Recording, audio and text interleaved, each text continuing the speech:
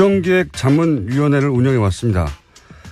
국정기획자문위원 위원장 더불어민주당 김진표 의원 전화 연결되어 있습니다. 안녕하십니까, 위원장님? 네, 안녕하세요. 네, 다른 사안보다 먼저 국정기획에서 인사제도 개선을 위한 태스크포스 꾸렸다고 하는데 인사청문회 문제로 지금 아주 여의도가 시끄럽지 않습니까? 우선 네. 현재 제도에 어떤 문제가 있다고 생각하십니까? 예, 지금까지 이제 운영되어 온 기준 중에서 병역면탈이라든가요, 부동산 투기, 세금 탈루, 이런 세 가지 부분에 대해서는 철저히 그 원칙을 지켜야 되고 철저히 그 잘못된 것을 가려내야 한다고 생각을 합니다. 네. 근데 이제 문제가 위장전입이라는 거요. 예. 이것이 2005년 장관들에 대한 청문회가 본격적으로 시작되기 전에는 우리 사회 대부분의 사람들이 별다른 죄의식이나 또 법의식 없이 자녀들 교육을 위해서 또 뭐 여러 가지 직장 이전 등의 경우 그냥 통상 이 주소 불일치 행태를 보여왔거든요. 네. 그래서 이제 이 문제는 시점별로 좀 차등을 줘야지 옛날 행위 시에는 아무 의식 없이 했는데 이제 와서 다 그게 죄가 되고 잘못이 되는 것으로 받아들이니까 그 문제가 하나 있고요. 위장 전입 문제는요? 네, 그 다음에 이제 논문 표절 문제입니다. 이것은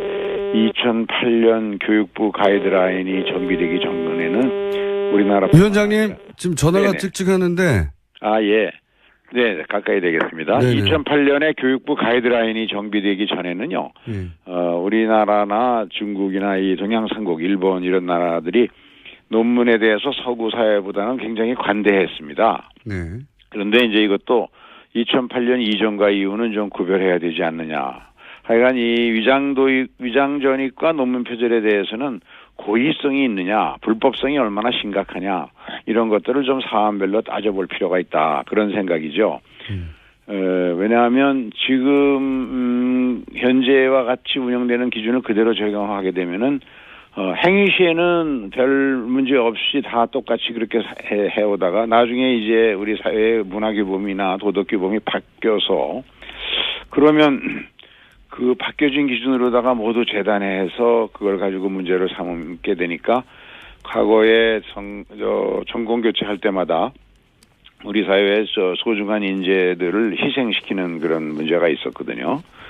그래서 저는 이 사회라는 것이 존경받는 그런 원로 이런 네. 사람들이 있어야 되는데 지금과 같은 기준을 너무 엄격하게 적용하면 모든 언론에서 이제 도덕적으로 큰 잘못과 죄를 진 것으로 비판받게 되면 과연 좋은 인재들이 나라를 위해서 봉사한다, 나라를 위해서 일하겠다, 이래서 장관하겠다는 사람이 과연 얼마나 될까 하는 그런 걱정도 있으니까요. 무슨 말씀인지 알겠는데, 근데 민주당이 야당 시절에는 사실은 이런 문제 가지고 또 지금 자유한국당, 새누리당 전신인 인사들을 낙마시키기도 했지 않습니까?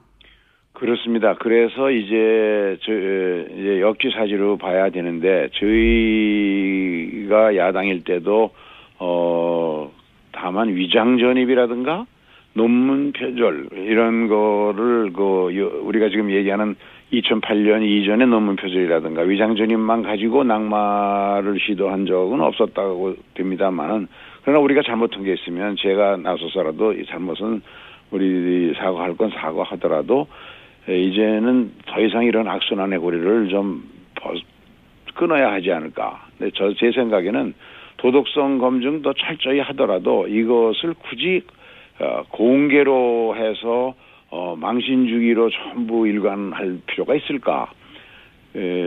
미국 같은 데는 도덕성 검증은 비공개로 하고요.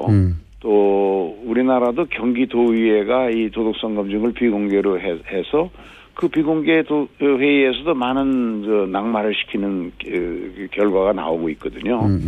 그런 점에서는 그것도 한번 제도 개선을 생각해 볼 때다 이런 생각입니다. 그러니까 이제 청문회의 내용을 도덕성 검증이냐 정책 검증이냐를 나눠서 도덕성 부분, 개인 신상 관련된 도덕성 부분은 비공개로 할 수도 있고. 네네. 그리고 지금 말씀하신 대로 이제 그 기준이 명확하지 않았던 시점 이전의 것들은 좀 달리 보자.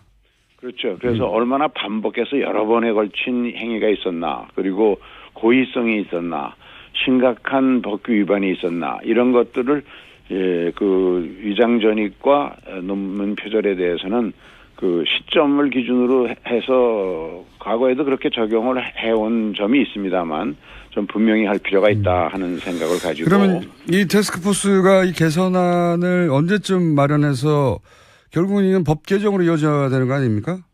언제쯤 마련되게 되는지부터 우선 궁금합니다.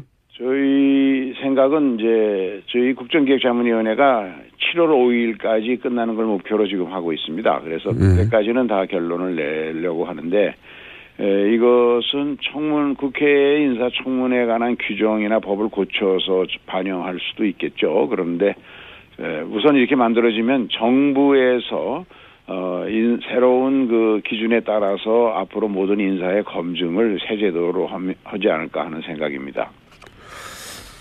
제도화하려면 결국 그 청문회 관련 법안을 수정해야 되는데 이게 야당과 합의가 될까요? 뭐 야당에서도 과거 정권을 운영해 본 경험 때문에 많은 사람들이 총리나 장관 인사에서 낙마되고 희생되는 그런 것들이 더 반복돼서 안 된다는 의견을 개인적으로 피력하는 사람들은 많이 있습니다. 그래서 국회 운영위원회의 관련 규정을 고치든가 국회법의 규정을 고치면은 어느 정도 합리적으로 이게 인사청문회라는 게 결국은 국민의 눈높이에 맞추어서 기준을 만들어야 되는데 우리 사회가 통상 그렇듯이 대부분의 국민들이 눈높이에서 보면 지키지 않았던 것을 높이 요구해서 이제 낙마시킬 때 그것이 여러 가지 부작용이 생기니까요. 현실에 맞추어서 국민의 눈높이에 맞추어서 조정할 필요가 있다. 다만 이제 병역면탈, 부동산 투기, 세금 탈루 이와 같은 것은 더 엄격히 적용해야 되겠죠. 알겠습니다. 이건 태스크포스가 새로운 안을 내놓을 때쯤 다시 한번 연결해서 의논하기로 하고요. 말씀드리기로 하고. 추경 문제는 어떻게 됩니까? 야당에서는 국회 일정을 전면 사실상 거부하고 있는데. 이 추경 문제는 대통령이 당선된 뒤에 갑자기 만들어낸 게 아니고 우리나라의 경제사회의 모든 문제가 일자리 부족에 기초하고 있고 좋은 일자리를 많이 만들어내는 일자리 대통령이 되겠다. 그런 위한 방법으로 취임하면 바로 일자리 추경을 내놓겠다고 선거 과정에서 여러 차례 국민에게 약속하고 그래서 대통령이 당선되고 첫 번째로 이 이제 추경안을 내놓은 거 아니겠습니까? 지금 그 청년 체감 실업률이 24% 통계청 발표가요. 그리고 현대경제연구원이 발표한 그 구직 포기자까지 포함하면 34%. 10명 청년 중에 서너 명이 아무리 이제 N퍼 세대라고 하지 않습니까? 청년들이.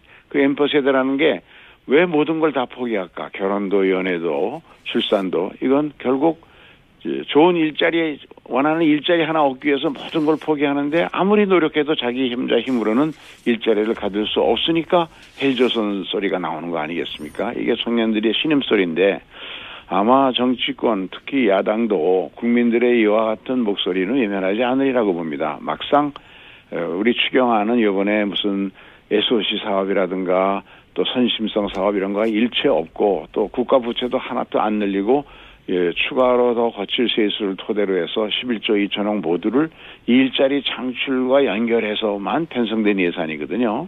그런 점에서 그 청년들의 또 여성들의 노인들의 그 일자리에 대한 갈망을 야당도 외면하지 않으리라고 보고요. 심사가 들어가면 또 좀 태도가 바뀌지 않을까 이런 생각입니다. 알겠습니다. 지금은 오늘은 시간이 짧아서 계획만 듣는데요. 그러니까 인사 검증 기준을 좀 개선하겠다. 태스크포스를 만들어서. 근데 이 문제에 국민들이 아주 관심이 많기 때문에 안이 나오면 그때 다시 연결하기로 하고 한 가지만 더 여쭤보겠습니다. 각 부처들에서 보고를 받으셨을 텐데 이런 말씀하셨습니다. 부처들이 대통령 공약을 베끼고 표지만 바꿔서 가져왔더라. 이게 어떤 어떤 이야기입니까? 초기에 이제 그 업무 보고나 이런 걸 보고안을 서면 검토를 해보니까 이게 사실은 뭐 어쩔 수 없는 현상이었죠. 보수 정권 9년 동안 이제 공무원들이 아무래도 보수 정권이다 보니까 기득권 계층의 이익을 지켜주는 걸 전제로 하고 모든 정책이나 계획을 수립해 하는 게 관행화됐었죠.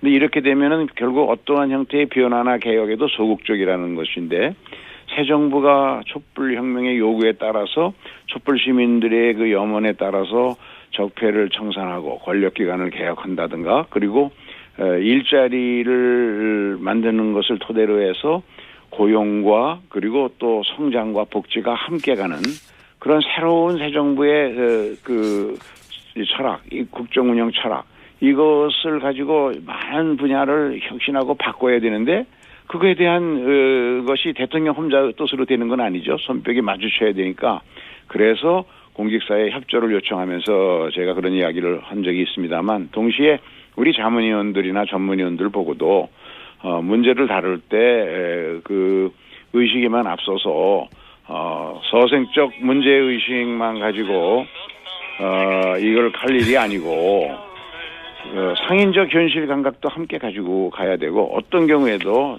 완장찬 정명군 행세는 해서는 안 된다라는 우리 스스로의 다짐도 또 함께 얘기했습니다. 그러나 그동안 이제 부처별로 한 서너 차례에 걸친 그런 그 업무 보고 또 과제별 토론회 이런 걸 통해서 지금은 적어도 그 정무직 공직자들, 국장급 이상들, 고위직들은 새로운 정부의 그 국정 철학에 관한 이해가 많이 확산된 것 같습니다. 앞으로 이제 정책 실행 계획을 만들고 이걸 집행하는 과정에서 국민 한 분 한 분이 정부가 바뀌니까 정말 일하는 스타일이 바뀌었구나. 공무원들이 일하는 자세가 달라졌네 하는 걸 느낄 수 있도록 일선 현장까지 새 정부의 국정 철학이나 국정 이 정책들이 전파되고 확산되도록 해야 하는 일이 우리 새 정부의 임무이고 또 우리 국정기획자문위원회가 의도하는 것도 바로 그런 것이다라고 말씀드립니다. 알겠습니다. 방송 문제 그리고 국정기획자문위원회를 운영해 왔습니다. 국정기획자문위원 위원장 더불어민주당 김진표 의원 전화 연결되어 있습니다. 안녕하십니까 위원장님. 네, 안녕하세요. 네, 다른 사안보다 먼저 국정기획에서 인사제도 개선을 위한 태스크포스 꾸렸다고 하는데 인사청문회 문제로 지금 아주 여의도가 시끄럽지 않습니까? 우선 네. 현재 제도에 어떤 문제가 있다고 생각하십니까? 예, 지금까지 이제 운영되어 온 기준 중에서 병역면탈이라든가요, 부동산 투기, 세금 탈루, 이런 세 가지 부분에 대해서는 철저히 그 원칙을 지켜야 되고 철저히 그 잘못된 것을 가려내야 한다고 생각을 합니다. 네. 근데 이제 문제가 위장전입이라는 거요. 예. 이것이 2005년 장관들에 대한 청문회가 본격적으로 시작되기 전에는 우리 사회 대부분의 사람들이 별다른 죄의식이나 또 범법의식 없이 자녀들 교육. 해당 시절에는 사실은 이런 문제 가지고 또 지금 자유한국당 새누리당 전신인 인사들을 낙마시키기도 했지 않습니까? 그렇습니다. 그래서 이제 역지사지로 봐야 되는데 저희가 야당일 때도 다만 위장전입이라든가 논문 표절 이런 거를 우리가 지금 얘기하는 2008년 이전의 논문 표절이라든가 위장전입만 가지고 낙마를 시도한 적은 없었다고 됩니다만은 그러나 우리가 잘못한 게 있으면 제가 나서서라도 이 잘못은 우리 사과할 건 사과하더라도 이제는 더 이상 이런 악순환의 고리를 좀 끊어야 하지 않을까. 근데 제 생각에는 도덕성 검증도 철저히 하더라도 이것을 굳이 공개로 해서 망신 주기로 전부 일관할 필요가 있을까? 미국 같은 데는 도덕성 검증은 비공개로 하고요. 또 우리나라도 경기도의회가 이 도덕성 검증을 생각이죠. 왜냐하면 지금 현재와 같이 운영되는 기준을 그대로 적용하게 되면은 행위 시에는 별 문제 없이 다 똑같이 그렇게 해오다가 나중에 이제 우리 사회의 문화규범이나 도덕규범이 바뀌어서 그러면 그 바뀌어진 기준으로다가 모두 재단해서 그걸 가지고 문제를 삼게 되니까 과거에 전공 교체할 때마다 우리 사회의 소중한 인재들을 희생시키는 그런 문제가 있었거든요. 그래서 저는 이 사회라는 것이 존경받는 그런 원로 이런 네. 사람들이 있어야 되는데 지금과 같은 기준을 너무 엄격하게 적용하면 모든 언론에서 이제 도덕적으로 큰 잘못과 죄를 진 것으로 비판받게 되면 과연 좋은 인재들이 나라를 위해서 봉사한다, 나라를 위해서 일하겠다, 이래서 장관하겠다는 사람이 과연 얼마나 될까 하는 그런 걱정도 있으니까요. 무슨 말씀인지 알겠는데 근데 민주당이 비공개로 해서 그 비공개 회의에서도 많은 낙마를 시키는 결과가 나오고 있거든요. 그런 점에서는 그것도 한번 제도 개선을 생각해 볼 때다 이런 생각입니다. 그러니까 이제 청문회의 내용을 도덕성 검증이냐 정책 검증이냐를 나눠서 도덕성 부분, 개인 신상 관련된 도덕성 부분은 비공개로 할 수도 있고, 네네. 그리고 지금 말씀하신 대로 이제 그 기준이 명확하지 않았던 시점 이전의 것들은 좀 달리 보자. 그렇죠. 그래서 얼마나 반복해서 여러 번에 걸친 행위가 있었나, 그리고 고의성이 있었나, 심각한 법규 위반이 있었나, 이런 것들을 그 위장 전입과 논문 표절에 대해서는 그 시점을 기준으로 해서 과거에도 그렇게 적용을 해온 점이 있습니다만 좀 분명히 할 필요가 있다 하는 생각을 가지고. 그러면 이 태스크포스가 이 개선안을 언제쯤 마련해서 결국은 이건 법 개정으로 이어져야 되는 거 아닙니까? 언제쯤 마련되게 되는지부터 우선 궁금합니다. 저희 교육을 위해서 또 뭐 여러 가지 직장 이전 등의 경우 그냥 그 통상 이 주소 불일치 행태를 보여왔거든요. 네. 그래서 이제 이 문제는 시점별로 좀 차등을 줘야지 옛날 행위 시에는 아무 의식 없이 했는데 이제 와서 다 그게 죄가 되고 잘못이 되는 것으로 받아들이니까 그 문제가 하나 있고요. 위장 전입 문제는요? 네, 그 다음에 이제 논문 표절 문제입니다. 이것은 2008년 교육부 가이드라인이 정비되기 전에는 우리나라 위원장님 지금 전화가 네네. 찍찍하는데. 아, 예. 네, 가까이 되겠습니다. 네네. 2008년에 교육부 가이드라인이 정비되기 전에는요. 우리나라나 중국이나 이 동양삼국, 일본 이런 나라들이 논문에 대해서 서구 사회보다는 굉장히 관대했습니다. 네. 그런데 이제 이것도 2008년 이전과 이후는 좀 구별해야 되지 않느냐. 하여간 이 위장 전입과 논문 표절에 대해서는 고의성이 있느냐, 불법성이 얼마나 심각하냐, 이런 것들을 좀 사안별로 따져볼 필요가 있다. 그런